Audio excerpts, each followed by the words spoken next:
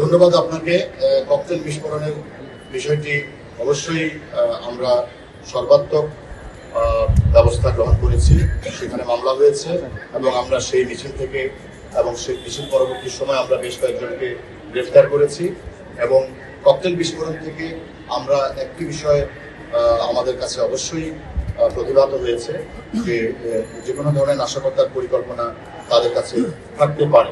আমরা এটা নিশ্চিত হওয়ার সুযোগ তৈরি হয়নি, তবে যেহেতু তারা মিছিলে ককটেল বিস্ফোরণ করেছে তাতে আমরা মোটামুটি নিশ্চিত যে সুযোগ পেলে তারা নাশকতা করতে পারে।